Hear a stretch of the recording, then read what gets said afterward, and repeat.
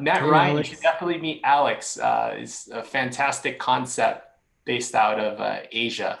And Matt Ryan is based in the Bay Area, Alex, and he Yes. has a co-living project as well, structured in these opportunity zones. So I'll put links here in the description. Okay.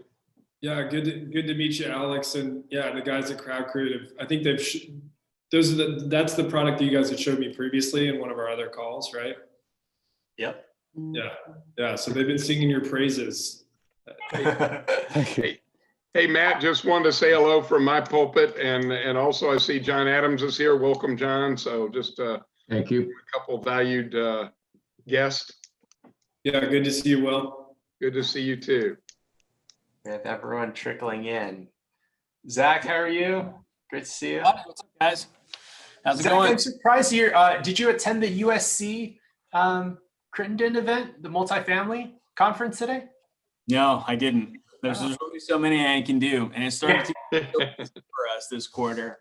Like in stark contrast to the second quarter, that it's hampering my ability to do it further. But excited for this one. And I'm on double duty today. I'm moderating a panel at the virtual OpZone conference after this. So I think one of our partners, Jimmy Atkinson's going to be attending that. I think he's going to be possibly contributing. But Zach, we're glad you're here, and you can be almost everything to everybody on Zoom these days. So you're fulfilling that destiny. right, So trying. glad to have you. Thanks for having me. Yeah. And Hannah, nice to meet you and welcome. Hi, thank you. Nice to meet you all as well. Rachel, nice to meet you as well. There, great to meet you. Very cool. And just to set the stage, so this is our Crowdcreate Mastermind, and really the focus of this is just to bring together the community. And I know we're all used to these conferences, and Zach, you being a speaker, and so we have operators, investors, financiers. We also have different opportunity zone projects in here. And really the format of this is just for everybody to go around, share who they are, what they're working on. There's a lot of similarities here, and really we believe in the wisdom of the crowds and connecting with other people, thought leaders, and even investors in the space to help all of our projects grow. And so, Ivan, do you want to share that slide that would just make it easier for the format on things to go around? Yeah, let me pull that up. Perfect. And so maybe Alex and June, if you'd like to start, to start off with who you are, and if you'd like, we've enabled screen sharing to share the project that you're working on, and also share like what the group can help out with as a whole in terms of you getting connected, because we're a big fan of what you're doing. Sure. June, you want to? Who we are, what entity we're working on. 1 second, actually, I'm gonna take a photo. Okay. Now I'm getting on my phone. Hi, can you see me? Yep, you can see you great.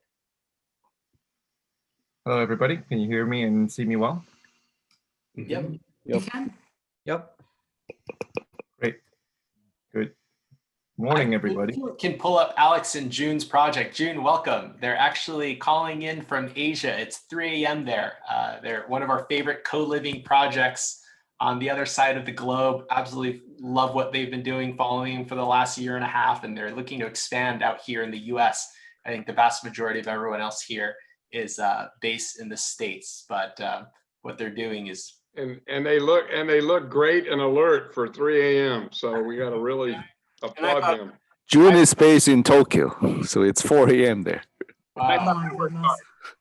Even Slightly stronger. better than Alex. Anyhow, we're both kicking ourselves out of our REM sleep for this, so I hope we can provide some insight and value for you guys. So I'll just go with the fit screen mode. Okay, my name is Jun.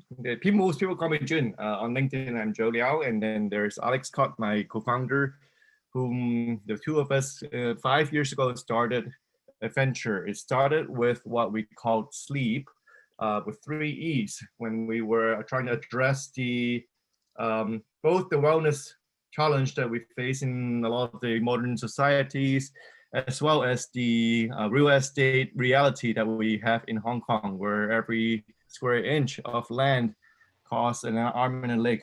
And at that point, we created our first project called, which is a capsule hotel in Hong Kong, the first licensed one. It also turned out to be quite well received. It was well received by panels, giving us plenty of awards, media giving us plenty of attention. But best of all, we were ranked top 0.5% on TripAdvisor for both the Hong Kong and Thailand market, which we launched last year. Thailand is currently still under lockdown for that situation. So that project is being relaunched soon. While Hong Kong has continued to run, and actually during COVID, as a co-living project, has grown our community. There are more people who are concerned with their personal OpEx, so to speak. They're trying to cut down on their rent to prepare for uncertainty. So the co-living actually have higher demand, higher occupancy, and a stronger community because everyone stayed at the location where in our office it's just full constantly. So with that, we believe that Sleep actually combined with the uncertainty ahead has a very, very strong edge. Talking about our IPs, what makes us special? The Sleeper is the original created prefab architecture, we call it, capsule, designed to actually, we started with scientific papers out of the Harvard Medical School that talked about how to create a best sleeping environment. It was used for the Navy actually. And we took a lot of those insights and applied to our product design. And later on, we created something called a room, which is a office on demand. People rent it by the hour for up to 4 to 5 people having conversations, or just a solo, super hyper focused zone. We have that capsule as well. And then for Thailand, we developed this called Chair, which addressing the problem of people not wanting to change their clothes when they want to take a nap, not wanting to have to change bed sheets. So we have that flexible option for napping as well. Currently, I'm based in Japan, and I'm actually in the middle of construction, developing what we call the mobile Zen Capsule. I'm collaborating with a Zen temple in Kyoto to develop a camping car that is going to be extremely beautiful and meaningful. So that's what, it's the breadth of things that we're working on. And we believe actually combining these office solutions, co-living solutions, napping solutions, and a mobile lifestyle together, we probably has a very, very good fit to the US market as well. So what we're looking for is 2 things. If there's an investor amongst us or your network who is interested already in the Asian market, we are actively working in Hong Kong, Thailand, and Japan. Or alternatively, if you have a strong belief or demand or need that there's such a market in the US, we need a strong operation partner and an investor for the US market. So that's the story for us. Awesome. Thank you, Alex and June. And we have a real estate podcast where we look up to Bill, that was Bill Manaseros in this group. I'd love to hear from the USA market, on your thoughts of this sleep pod concept. And I know there are some select locations and even, just as a group, if anyone would like to share. So I have a quick question, if that's appropriate. Sure. So what markets do you guys feel are good fits for, say, the sleep pod concept in the US? What markets have you looked at? I would still say it's the Bay Area. So what I noticed in the real estate trend in the US is people moving, having now the privilege of having more remote work. They prefer to live further away from the city centers to lower the rent or increase their space or increase their freedom. So actually Sleep plus what we call Fun, that camping car, is a really innovative, unusual, but fitting solution for today's lifestyle, because you can live in the core, at the heart of the center when you need to, and you can live in the expanse of nature in other times. So that combination of lifestyle, I believe, is a fitting. So I cannot say San Francisco because I don't even believe we are stuck to one city anymore. If you would allow me, and it's a long story, I am quite proud of this slide. So give me one quick second. Okay, here we go. There is this, I believe, we began as hunter and gatherers, as a civilization, as a species. And then when we learned to herd animals, we became nomads. When we invented agriculture, we formed farming societies. And then we had industrial revolutions and information revelations. So we had these mega cities. But what I believe to be the future is this decentralized living network. So the answer to which real estate market actually is so tied to this is that we live between cities and rurals as a lifestyle now. Interesting. That's what I see moving forward.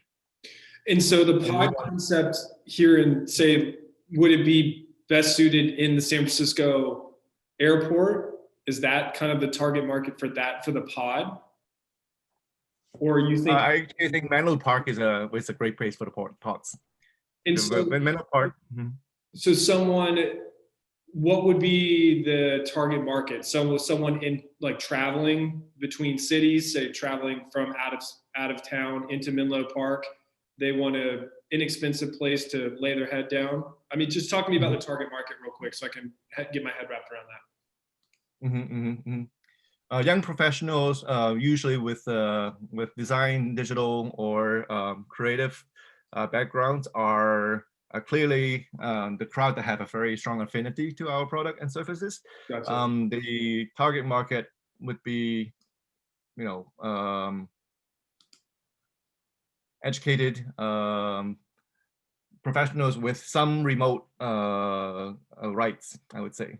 Like a strong operation, on the ground operation kind of staff might have a different approach to our network, but not the first target audience. Okay, so not just in transit travelers, business travelers, but you're more focused on, you feel more your target market is this digital nomad, these people that are literally saying, the heck with traditional office, the heck with traditional living environment. I want lifestyle management, right? I want to be able to kind of come and go as I please, and I can use, let me just stop there. Am I getting the target market? Yes, I could share experience in Hong Kong. The people who are staying with us, they are looking for affordable quality. Yeah. So there's this guy who graduated from MIT and he's working as a consulting bank. Some people work at an investment bank, but these young with entrepreneurial spirit, we call them entrepreneurial dreamers, who can afford staying in the big city because rent is a huge thing in Hong Kong. Yeah. But it's the Coliving, the micro living capsule that we made actually made everything more affordable to them.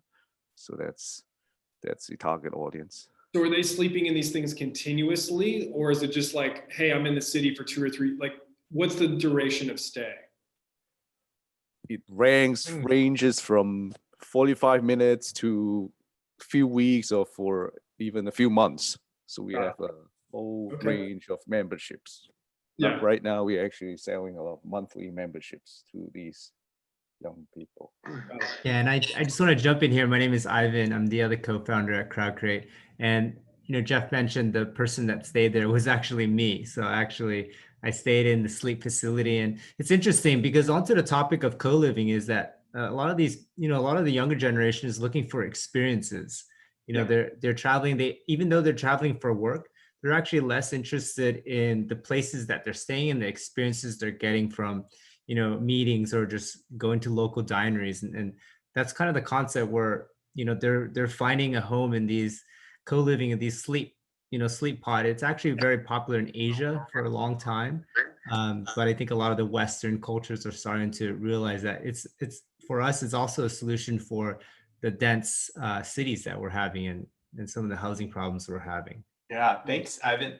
Matt, maybe if you'd like to go next, being a co-living operator in, the Bay Area, and just, I would love to hear your project. Absolutely. And thank you for that. Yeah. And thank you guys for answering those questions. I mean, for me, this really dovetails so strongly into not only what we're doing, but literally the conversations we're having with, I had a conversation with an architect. We're looking at live work lofts, right? So you guys are further ahead of us in this densification, right? And this into how constrained the land and, real estate really is. Like, we're a little bit lagging behind you. But to what you're describing as far as kind of housing on demand, lifestyle on, where I can literally go anywhere, kind of be anywhere, mobile housing. Yeah, not be attached to a specific asset, right? Like, not be rooted in a home. But high level, good experience mobile housing. Yeah. I mean, it's literally, we were having this conversation last Friday, and he's like, have you thought about this? And I'm going, well, kind of, and not to the extent that we're talking about. Everyone's kind of dabbled into it. But anyways, probably another side conversation. I love where you guys are going with it. I think it's fascinating. So Revive, yeah. So we're focused on revitalizing corridors in urban cores. We believe that cities are going to continue to be the future. And to y'all's exact point, and kind of stealing a portion of your idea of business model, we believe affordability is a core problem. So what we've focused on is, how do we revitalize portions of these urban cores that are typically being gentrified or becoming less and less cost? People are flocking to these areas because they're affordable. Inherently, they become unaffordable. And how do we create housing for everyone? How do we make it so everyone can have accessible to good proximity to their job, retail centers, walkable, bikeable, transit-oriented housing, right? Like, that is not a right that only the high earners in this country should be allowed to have. Everyone should be entitled to that. So we focused on workforce housing initially, and secondarily, as we got into O-zones, became very focused in the co-living model, because we consider that part of the renter by necessity class. 22 to 30-year-old, even 35-year-olds who are looking for housing, close proximity to their jobs. They want the amenities, the neighborhood amenities that a lot of these suburban arteries, to steal a term from John Burns, allow. But at the same time, they're increasingly having difficulties in finding housing. And we're just monetizing. Co-living is really, in these states, is really just monetizing this kind of Craigslist model of housing that's existed for years, right? Where you get 3, 4, or 5 roommates and you stack into a 4 or 5 bedroom in order to drive your costs down. But now you're kind of left over with, okay, how are we going to split the utilities? How are we going to clean this place? How are we going to furnish it, right? And so we've been focused on filling the gap in co-living. We're seeing a lot of co-living operators go to larger mid-high rise institutional level assets. We still feel like there's a gap in that market in the 12 to 50 bedroom, where co-living is maybe more of a work-live, or just a straight co-living model where people still feel a sense of community. They're close to the urban cores, but they're not in this large mid-rise and just kind of stacked in. So, and we feel like that's a product market that is not really actively being addressed in the co-living space. It's very difficult to get product, as we've experienced a lot of struggles in that. But most of what we focused on is converting single family, empty duplex, triplex, quadplexes, utilizing ADU laws and kind of nuances in the zoning code to get to 12 to 16 bedrooms. And then our larger co-living product is using industrial warehousing that we can then adaptive reuse into multifamily co-living, as well as co-working or creative retail. So there's kind of a community activation point at that larger development. That's, again, could be anything. It could be artist shops, could be coffees. It could be, a networking space / that seconds as a community event space in the evenings. It could be anything. Co-working, we thought, was an integral kind of piece because it works hand in hand with our target audience for the co-living model. And so we've been focused in the Oakland, Berkeley market specifically because that's where a lot of people are flocking still, young professionals, because of the affordability, the proximity to transit. And yeah, that what I just described to you has been our core focus in the co-living space. we are looking to get out of the Oakland, Berkeley markets. And I say for us, the things that we're looking for right now is we're looking to expand to find product deal flow. Being in a rent controlled market and being in as tight as a market as we are here in the Bay Area, it's becoming increasingly difficult to source deals. That may change, it may not. We're a little bit skeptical about that. So looking at other markets where we can not only establish our workforce housing, but grow our co-living portfolio that have strong urban cores, strong transit systems, growing metropolises, influx of tech.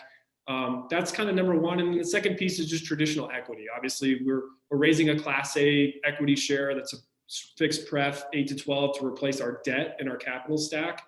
As banks become increasingly skeptical of co-living, we're doubling down on it. And aside, just also raising traditional limited partner equity. Nice. Well, thanks, Matt. I dropped a link to your website and also your LinkedIn down below, and love the insights from the Bay Area. Went from Asia to San Francisco. I know we have Stonington Cox here from New York as well. It's so interesting bouncing between these different metropolitan cities. One last thing I want to add, Jeff, that was really interesting, Matt, because you could see that they're targeting the Bay Area to some extent, even from Asia, would be a perfect landing spot to kind of launch, and you're already in that area and certainly want to scale that as well. So it's just kind of interesting how there's threads here with international projects that sort of land there. So I just want to. I got a question for Matt. Matt, that's fascinating, by the way. We're actually working on refinancing a project for John at Star City right now up in the Bay Area. And only because it's you, Zach, we're letting you jump in. So go. Thank you. It's a quick question. So we'll talk about that project later, but is the biggest opportunity set for you like retail conversions right now? Because there's probably, a lot going on in that space. Is that really a big target for new opportunities, or is it somewhere else? Yes and no. And here's the thing. I make all these comments with the caveat that the Bay Area is just an insanely difficult place to take existing real estate and rezoning, right? And most of our business model is factored on not trying to get entangled in these long entitlement process. Literally finding bits like the live work code is a great way for us to fly under the radar. Star City's done it with SB 50, right? Like they found ways to get around the nuance. I do think there's an opportunity for retail. You just still run entitlement risk. And you also run the risk of, if you're a podium product and you got concrete floors, how are you going to get 8 to 10 additional bathrooms in there, right? Like your costs start to rise. And so it's still very difficult. You have to find the right type of building and to be able to get, the delta between office and retail, yes, is big enough. But once you start factoring in your additional construction costs and your additional entitlement, all of a sudden you start absorbing a lot of that price delta. We are looking at it, but I'd say for us, the big thing that we're looking at now is let's go find traditional hospitality that's not SRO, that's protected by the city, that's beat up right now and could easily be repositioned to co-living because it already has, it's stick frame between walls, it's already kind of set up and could be easily converted, and there's enough pain in that marketplace. I think office retail conversions are attractive in the Bay Area, but again, there's just, for all the reasons I just described, there's still some inherent risk there. Got it. Thanks. If I may share a little bit, is actually the precise reasons for why we entered or started creating, designing, and mass producing capsules is for that insight that urban land are expensive to hold and difficult to convert to all kinds of constraints. A capsule is a plug-and-play solution to real estate where you literally just need the minimal infrastructure and then you plug in the capsules and it start operable. So I see that there could be a strong synergy between our needs right now. Great. Excellent.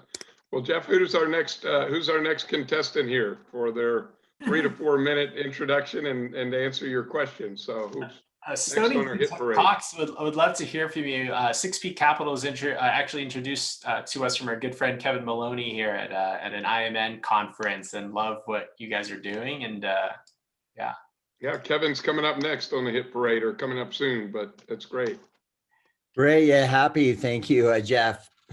for that introduction, and fascinated to hear about everybody and what their various roles are and companies are on the screen here. Zach, just I know that you had jumped in just in there. Which firm are you with, Zach?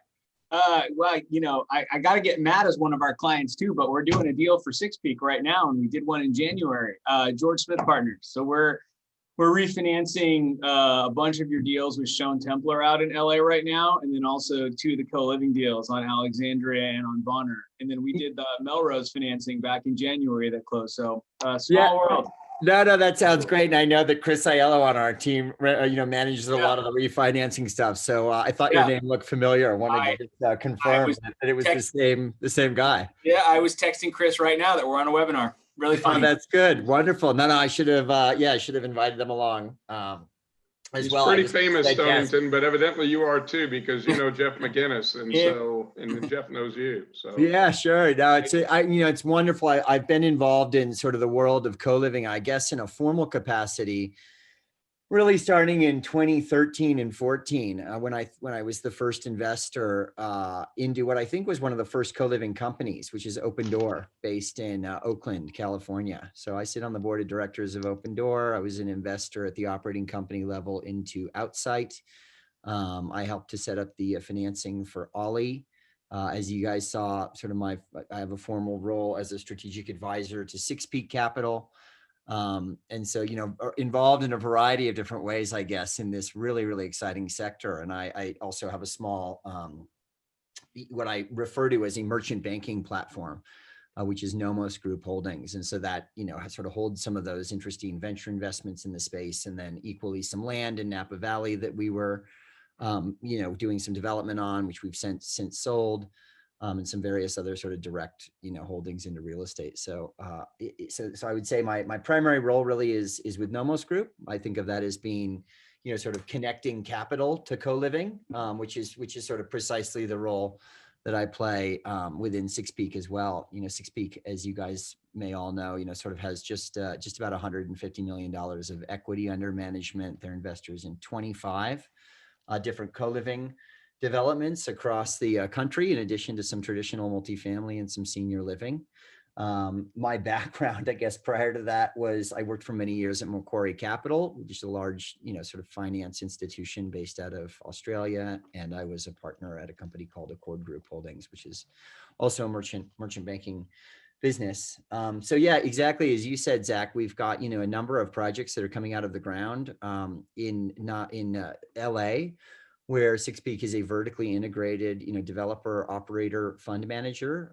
Just about, I guess, about $130 million or so of total sort of cost is coming out of the ground there across a number of projects. We're also active in Seattle and in New York City.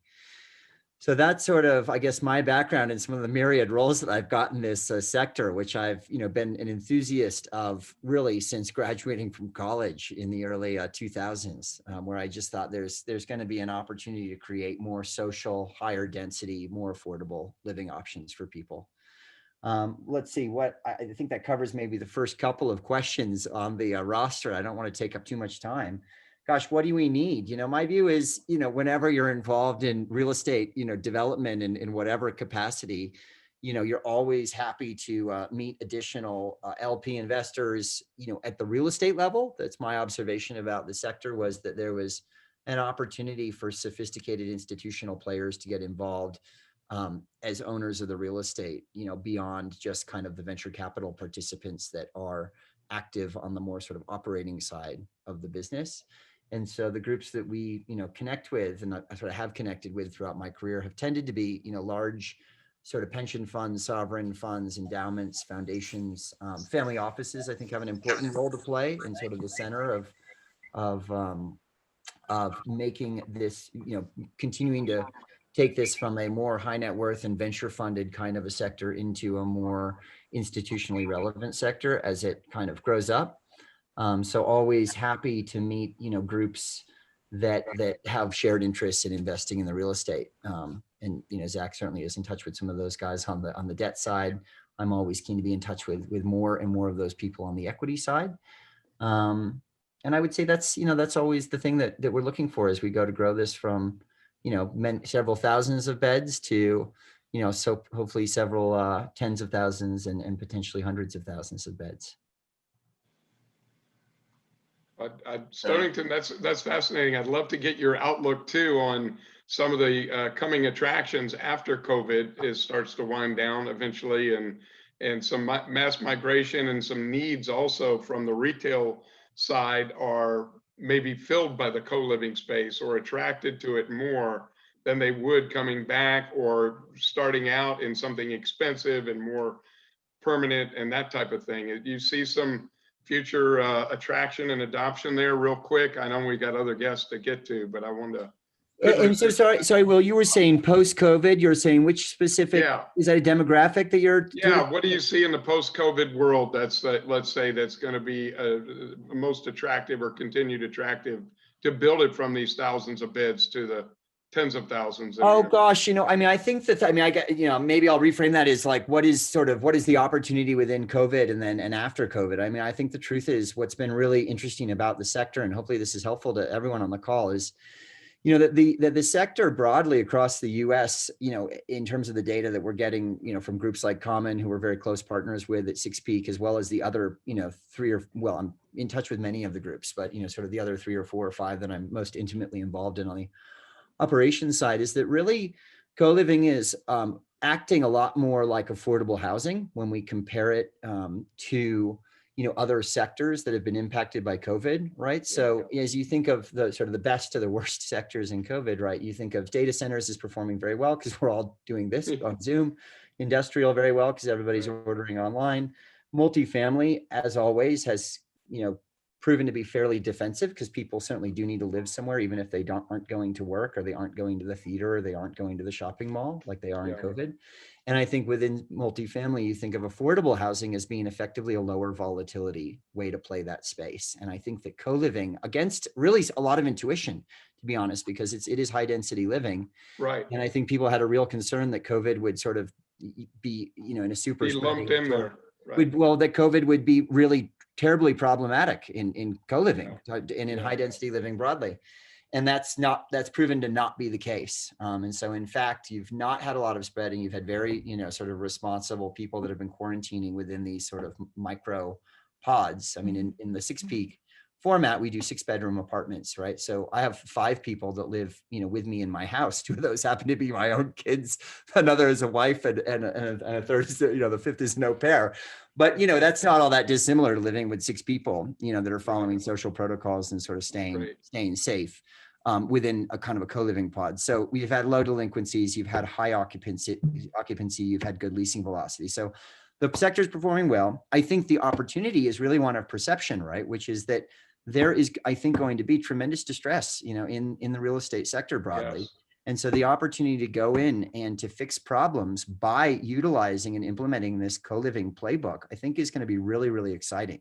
Whether that's for traditional multifamily, whether that's in converting, hotel to co-living, or whatever it might be. Airbnbs or anything, right? Whatever it might be. And so, and I'll try to not be overly verbose, but to quickly answer your question, which is, I think the opportunity is that as people sort of flee cities, that real estate gets into distress, and that there's an opportunity to buy real estate and invest in real estate at really good valuations and at sort of higher than normal returns, which is what you hope for when you're on the investment side.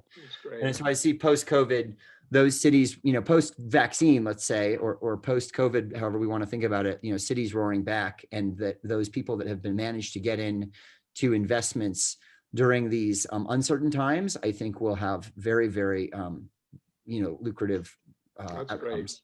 Great. Well, thank you for those thoughts, and I'm sure we'll get more. That's a great perspective. Who do we have next on our guest list? Jeffrey? Yeah, Stonington, you mentioned, institutional and also family offices coming into the space. Kevin Maloney, do you mind going Yeah, this next? would be a good time to segue and just give some insights on like how institutions and even family offices think about co-living. I know your background's You're on mute. And Jeff, I go by Stony generally. So for everyone on the call, please feel free. feel free to say Stony. Okay. Sorry, Kevin, I think you're off mute There's now. Kevin. No problem. Hi, Stoney. Thanks Hi, for how your are ya? comments. Great. Ivan, Jeff, and Will, thanks for hosting today and having us on the call. My background, Kevin Maloney, started off at PIMCO in finance and went to grad school, realized I knew nothing after that and got into private equity deals over the last 20 years, including some real estate transactions. Most recently, just transitioning from full-time with a family office to advising the family office and now becoming a partner with Elevate Investment Partners. We're focused on micro unit housing. We have 3 development projects underway. Those are in San Diego, 2 blocks from the ballpark, Los Angeles, 2.5 blocks from LA Live Staples Center, and in downtown Berkeley, 1 block from the campus. The partners have developed about 3,000 units over the last 20 years. And it's a great group of people. We control all of the deals and have closed on the land. The Berkeley facility is interesting. That came up earlier. 48 units, professional, independent facilities. There are shared spaces, for example, roof decks and co-working facilities in the gym space. But the 400 square foot average units are all have their own kitchen and washer and dryer.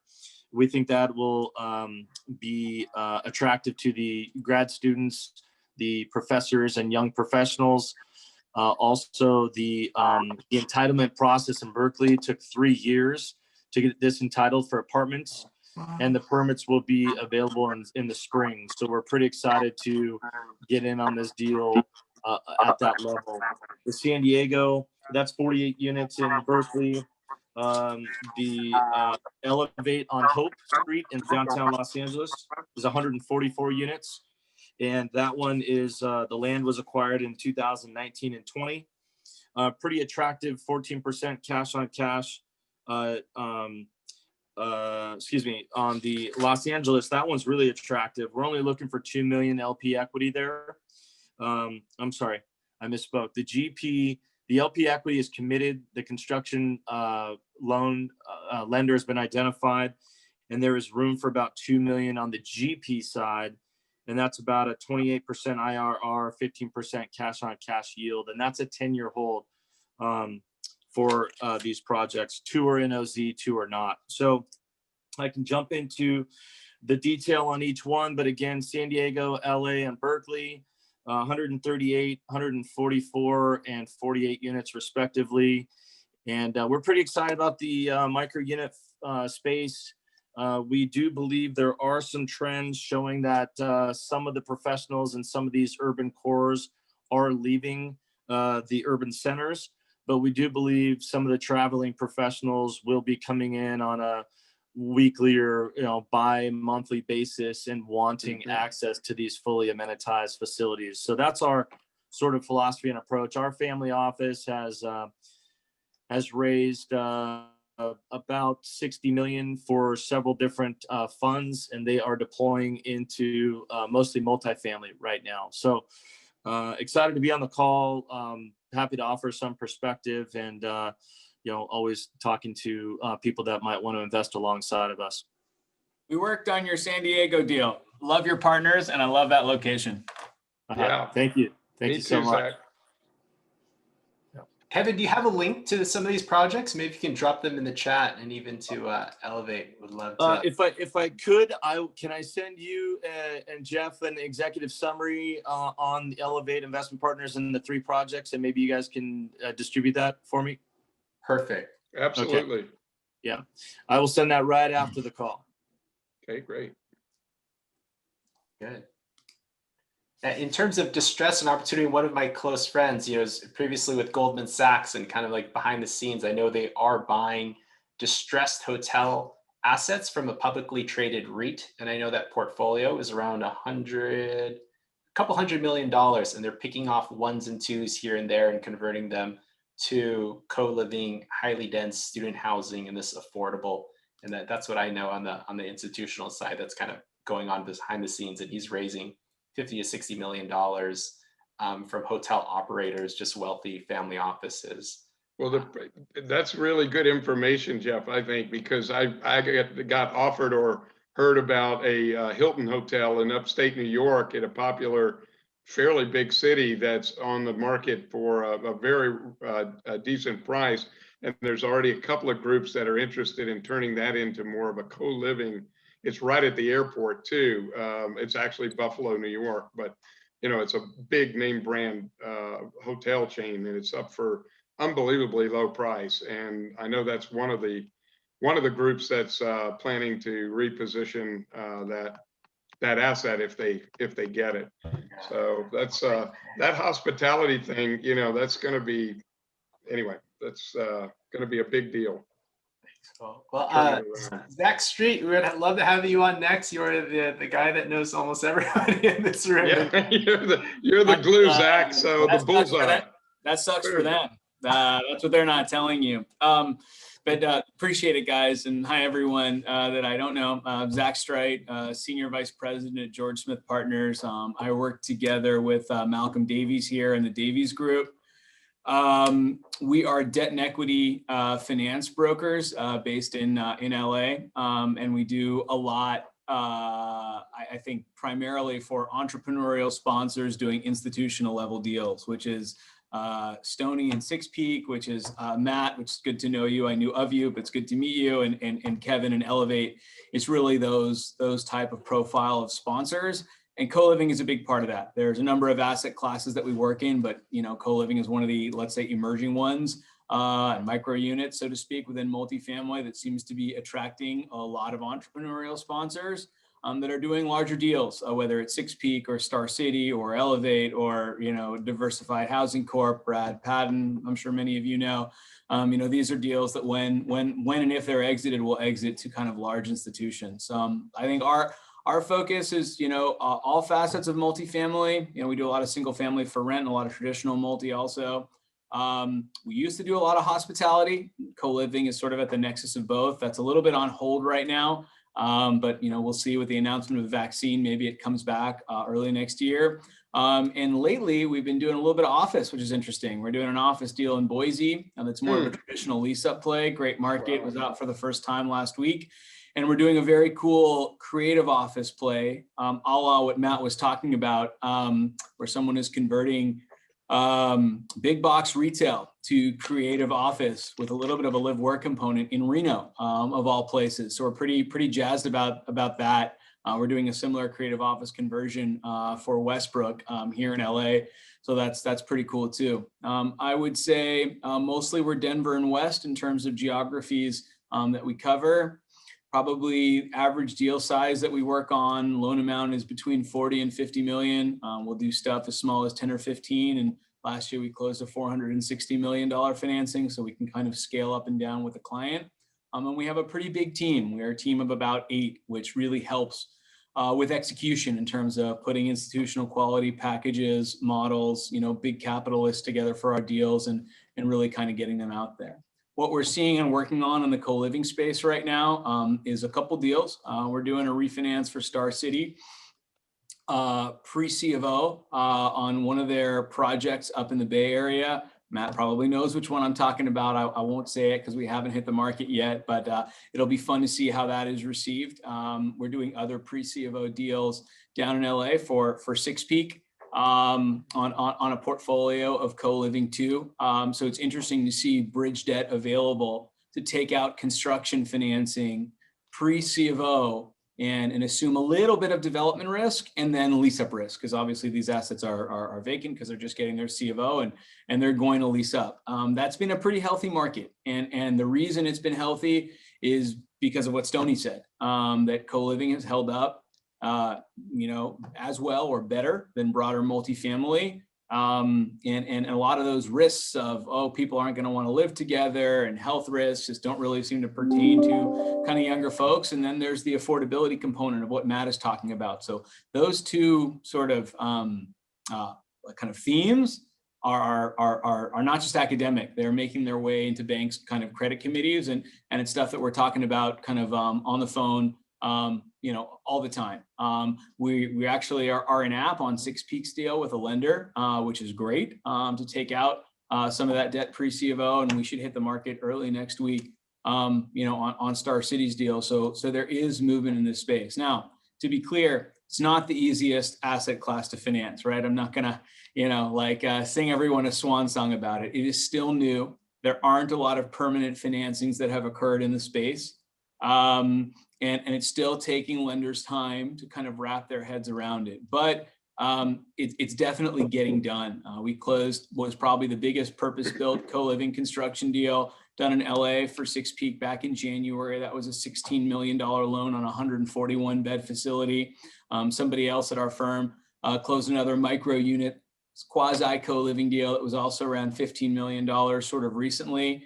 That deal had a construction to perm feature. So you're beginning to see a perm market emerge for this. And that's the tail that wags the dog. I mean, once sales occur of some of the stuff that gets built by the merchant builders, and once perm financing occurs, to me, you're going to see real cap rate, compression in the space, which we already think is happening, and we already underwrite to pretty close to multifamily exit caps. But I think that's the big opportunity. If you're, 5 or 5.5 becomes 4 or 4.5, then you've just sort of hit it out of the park. So we love the space. We think it is definitely the future of multifamily. We think it is definitely underrepresented, and we want to continue to try to play a role in it. Great insights, Zach. And I have to speak highly of the deck that I saw. It resembled almost a fashion magazine. It was so well put together and top notch. And so, thank you. Well, we try and make them sexy. Yeah. But you're right, Zach. Once the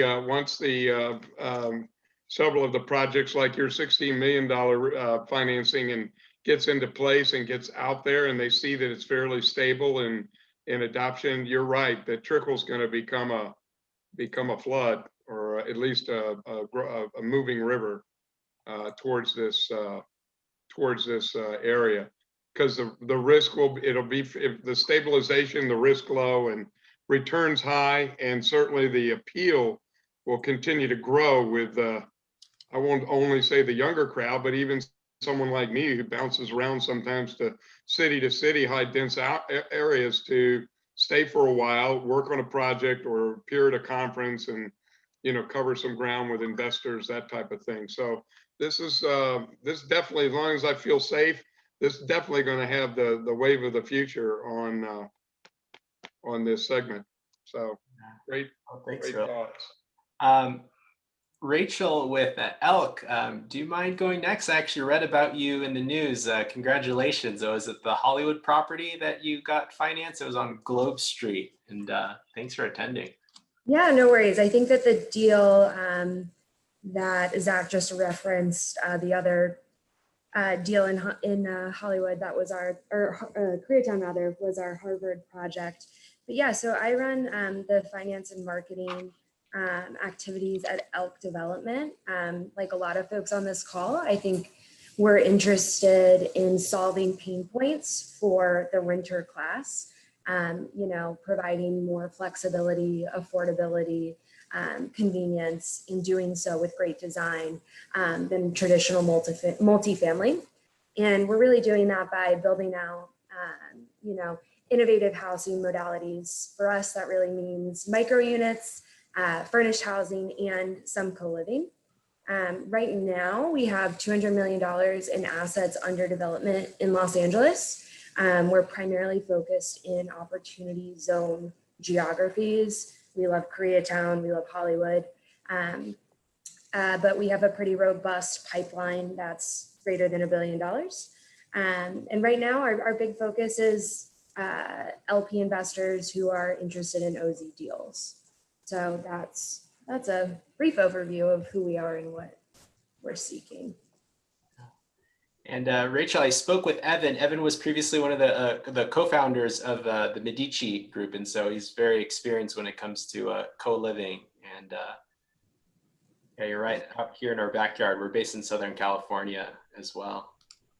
Absolutely, yeah. Evan, our CEO, has been in the co-living micro-unit space for quite some time, and so has deep expertise when it comes to not only designing and developing, but also managing this asset type. So right now, everything we're doing is under development or in construction, but we're excited about the management component as well when when we hit that stage in our business life cycle. Rachel, what are you looking for now? What's your biggest marketing, offer, or what sort of investor class or profile or needs that you're working on projects would come to mind? Our biggest need right now across projects is LP investors, specifically OZ investors who are interested in a 10-year hold. The profile for each deal is a little different. So if anyone meets that criteria, let me know and we can set up an offline convo. But really LP is our priority at the moment. Okay, great. Nice. Okay. Thanks, Rachel. Yeah. Hannah Kirby, I know you also have an Opportunity Zone project. Would love to hear from yourself if you don't mind sharing. Well, thank you for inviting me. My name is Hannah Kirby, and I'm a SoCal transplant to North Carolina. My husband's from here, and we've decided to relocate here. At any rate, I Opportunity Zones from the real estate standpoint back in 2018, and what I started out doing was aligning deployable capital to the tertiary markets here, which I realized it took a lot of marketing because it is North Carolina. And yet there were some really good deals to be had. There were a lot of public-private partnerships that were going on. There was ballpark development, downtown development, a lot of multifamily. Basically, North Carolina is gaining close to 500,000 people, a year. So what has happened here in a lot of the markets, especially Raleigh, Durham, Chapel Hill, Charlotte, is there are many jobs and not a lot of housing. And so I got a little bit involved, and I'm probably more involved in the co-living space in the traditional sense as being student housing rather than the migration to something beyond student housing. We're looking at UNC, University of North Carolina satellite campuses that are seeing an influx of students. And obviously these places were built, a couple hundred years ago and really didn't have student housing as we know it. So we're working with a group called Equity Plus out of Charlotte. And right now the project that we're working on is a $38 million project in a place called Pembroke, North Carolina, 300 beds. It'll totally be 492 beds when it's phased out. More or less built like a multi-family campus with some retail, small buildings, 20,000 square foot buildings, 3 stories, 4 units per building. Some units are 2-bedroom units, some units are 4-bedroom units, all en suite, shared living space, obviously then with a retail and an activity component with regard to gym space, outside trail areas and things like that. But what we really like about this is that we're mostly looking at a retail community that is low income. Obviously, they're students, and so this makes us really attractive for students. It also makes it really attractive from a building standpoint because you can really afford to build at $110 a square foot, and yet your NOI out of this is going to be basically 4 times what we would normally get out of a regular multifamily development of this type, because of the mostly because basically you're renting each room as if it was an apartment. I think I see this expanding as well as the rest of everyone does. We don't necessarily we have the demand here. We definitely have the demand for affordable housing, as does everywhere. And I see it expanding as basically this generation of people grows out of their campus life and migrates into new jobs, specifically if those jobs carry them to someplace like San Francisco or the Bay Area or Los Angeles, where this is just normal. The co-living model is just normal, a normal way of life. And why wouldn't you do that? You know, when you first get to a new city and you started a new job, you know, the last thing you can afford is apartment. And the last thing you want to be is alone. So at any rate, it seems to really, I think it seems to really fit well with how the emerging generations and how we'll look at housing in the future. So that's about it for me. I can put my information up about the project. They're looking currently, it's going into phase 2. We're looking for $6 million in equity financing against a 70% loan to cost. What would I say? Cash on cash is penciling out at about 16%. How much percent, Hannah? About 16%. 16, okay. Hannah, what is the spread from co-living compared to traditional multifamily? Like how much larger is the? Right now, right now it's huge. You know, right now everybody's building luxury affordable, you know, luxury multifamily in the area because the job market is so strong. Yeah. If you look at Durham and Raleigh, I mean, those markets cannot keep up. And then the jobs are paying substantially more than what income levels were here traditionally. And the cost of living is still relatively low. Yeah. I'm from that area too, Hannah, born and raised in. And I just want to put in a plug because I know people are voting with their feet to that area because there's jobs, there's high level education with the universities. There's a lot of things to pull from, but the cost of living and the affordable housing and the jobs are there, the quality of life, that type of thing. But it also lends itself to move because people may come and do a project like in Southern California or Northern California and not want to be anchored down by an apartment or have all of this stuff and have a co-living space and still migrate back to another co-living or arrangement in North Carolina. Anyway, I just want to put a plug in for that area.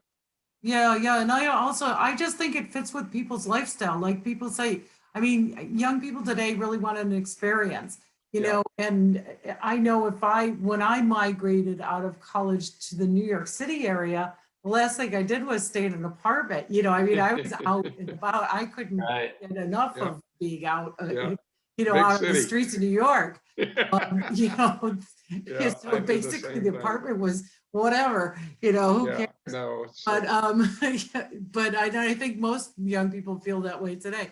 So we're hoping for it right now. Basically, we do have a dirge of building that's going more towards the high end. As an opportunity fund and as an opportunity, you know, operating within the opportunity zones themselves, that kind of development really doesn't fit into the initiative.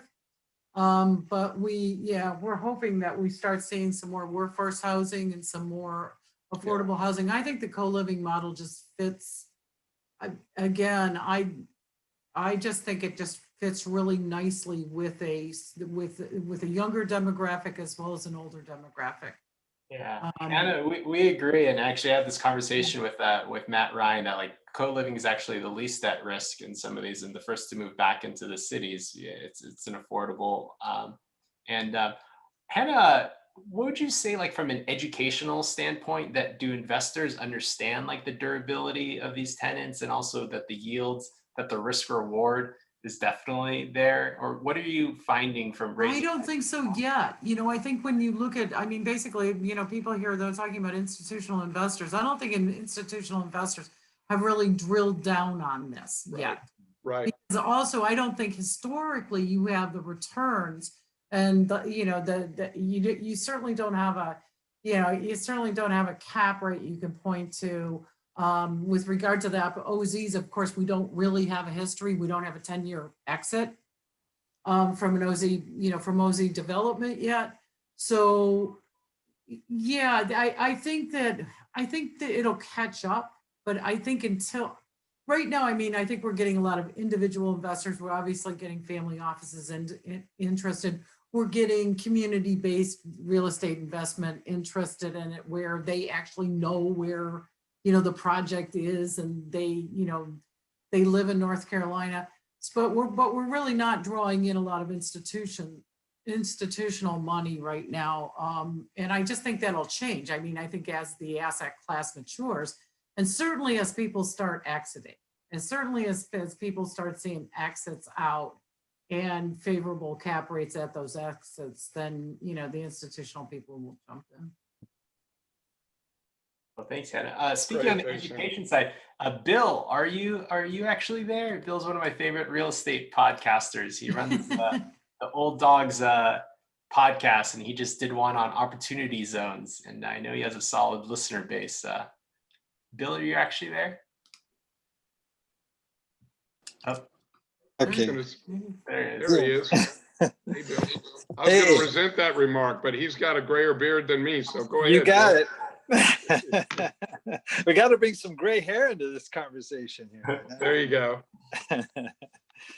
Yeah, no, I'm like totally just I'm amazed. This has been really great for me. I've just been listening a lot. The co-living space is fascinating to me as an investor, as well as you know, someone who's I'm a multifamily guy. I'm an Airbnb guy. I am also doing ground up senior living facilities, and so I see some great opportunity here. You know, I guess the question is, you know, where it really falls, you know, space wise, whether or not it can be appealing to a broad section, or is it going to be a smaller market, you know, maybe millennials or what have you.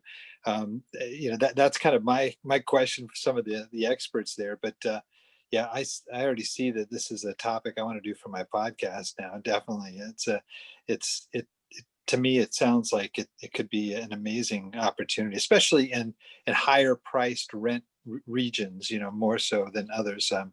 I have a 22 unit property that's you know, part B&B and mostly studio apartments that kind of fits real close to this the co-living space. But yeah, I'm kind of curious as to, you know, how you know, as the model, you know, an annual lease, is it a, you know, is a daily, monthly rental?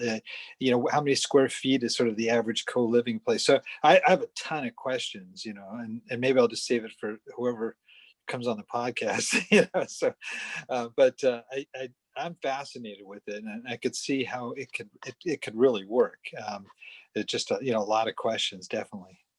Hey, Bill, if I may, I could send you actually the package for Pembroke, where they outline basically how the building size, how many units per building, what, you know, and I'd love to see it. Yeah, I love Yeah. North Carolina. That's an area we really really interested in. So, Well, That's- Bill, what trends do you buy into as an older dog like myself? You know, I see a lot of upside, like Jeff says. The risk reward is here from an investor side. My background, of course, being 20 years plus private equity, so I'm always looking at the risk first, because most of my investors, both institutional, retail, are risk adverse, and especially if they're our age, so to speak. And they're sensitive to different trends, whether it be pluses or minuses like COVID. But I think that there's an overwhelming need for not only affordable housing, but to be able to, even for people our age like myself, that still want to get around to some extent to downtown Miami, downtown San Diego, like Kevin's project, you know, you know, do a conference and catch some ball games and be able to walk around, and yet have this, you know, have this safe space to work from or to play from, whatever it's going to be, and have that experience. I mean, I think it's almost like anyway, speak a little bit to your thoughts from your point of view, because that's what I see from an older and also an investor risk adverse point of view. Hey, Sure. Will, we could be roommates. We should share pods in downtown San Diego, and then we'll Hong Kong. And that's right. I'm South Orange County here. You know? I love it. I love it. And Kevin, maybe you can hook us up on some of your stuff. But anyway, go ahead, Bill. I'd love to get your thoughts. Yeah, sure. For those that don't know, we have a podcast called the Old Dogs REI Network, and our focus is people 50 years of age and older. there's a lot of interest in that group. One, they're very active investors, that not only passively but actively too. But they're also, it's this bubble that's 10,000 people a day that are turning 65 years of age, that's just moving along, and the demand for housing is really unique in this. I kind of focused on the assisted living area with our senior living, but there's a lot of opportunity there, and many of them are don't have a problem sort of shedding their old house as empty nesters and moving into a more a place that they're not gonna have to mess with anymore. They're not gonna have to cut the lawn. They're not gonna have to worry about the pool and all these other expenses. And they like to travel and they like to do things. So there may even be a market. That's another thing that's been, I've been listening for in this is there a market for that community, that baby boomer generation that just, this huge bubble that keeps moving on. Trend wise, yeah, I mean, I talk to a lot of interesting people every week on the show, but I also, as an investor, I'm always looking at markets, and we are seeing this sort of evacuation of the downtown areas. What's developing is sort of a suburban, office scene now that's starting to develop, and also, the millennials now being able to afford houses because they can live anywhere they want, especially if they're remote, as so many tech companies have realized, and those of you living in the Bay Area have seen. This is becoming a permanent thing. They're looking for larger houses in the suburbs, that have office space, and they can maybe share with other people. So I could see that co-living thing, definitely booming in the suburbs as well, as the suburbs are booming right now. Good point. Good point. But that's about all I have to say. I don't know if this is well, margins, it comes down to margins, but also stability and like I say, sustainability. And you made some really good points, because it's really apparent in inner city density, which, a couple of people covered here, but you bring a good point to the suburbs as well. It's not going to, the profit structure, the risk reward structure is going to lend itself to having some of those things, having some of those areas be appealing. Yeah, and I like that. Also, as you talk about the hotel aspect of it, I as an investor, I get emails every day. People are discounting hotels like crazy right now. Yeah. And if you could find a way to convert that, I don't know how you would do it with a co-living type situation, but man, that would be awesome. That would be very lucrative. Absolutely. Jeff, have we got anybody else? We're a little over our time, guys and girls here.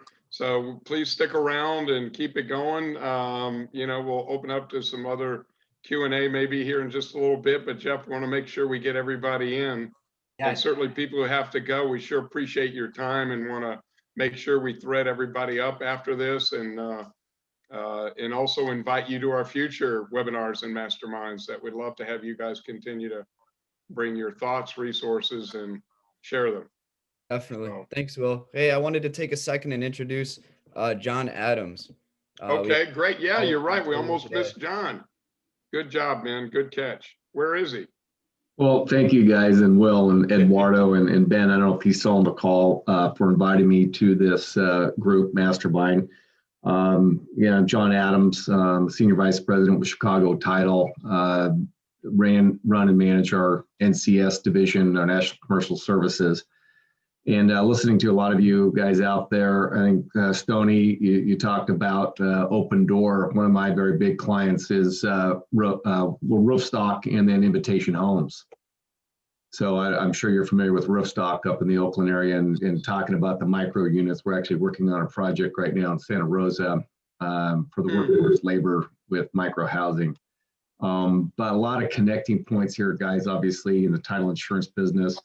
I actually work under the FNF brand for our company too, because we have multiple brands within our family, the Fidelity family, the Chicago family, Commonwealth Lawyers Title.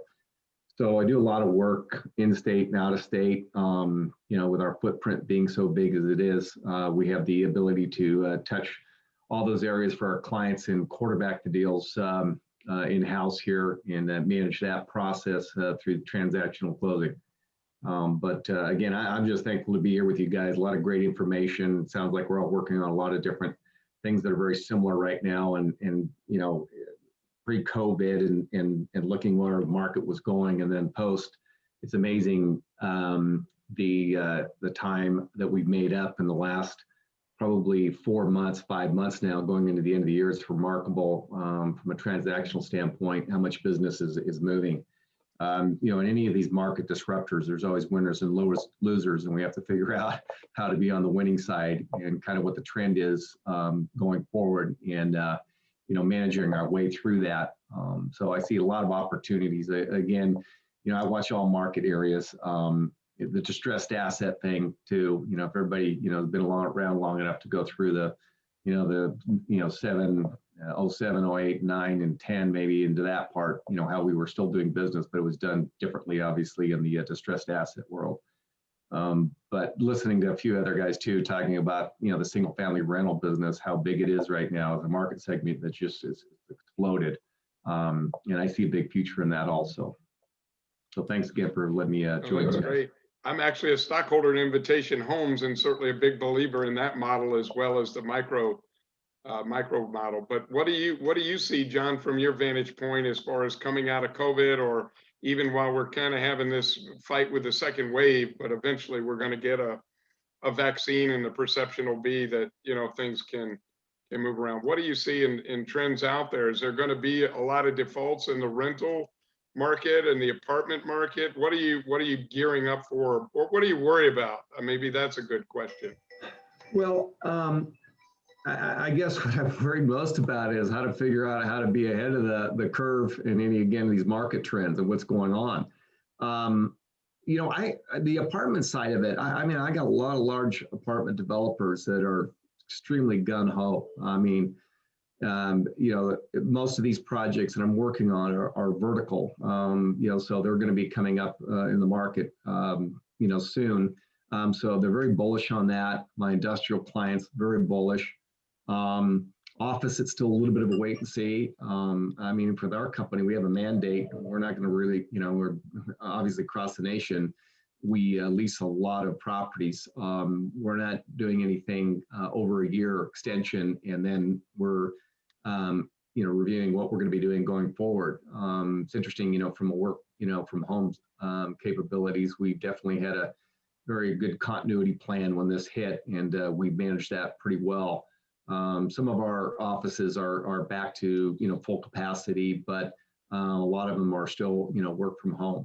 In the refinance business right now, wow. I mean, everybody's pushing the envelope right now to get as much done on the refi side for, you know, high liability, you know, loans that are going on right now. So that's probably one of our biggest focus, but there is a lot of emphasis on, you know, new transactional business. I do a lot of builder work with the majors.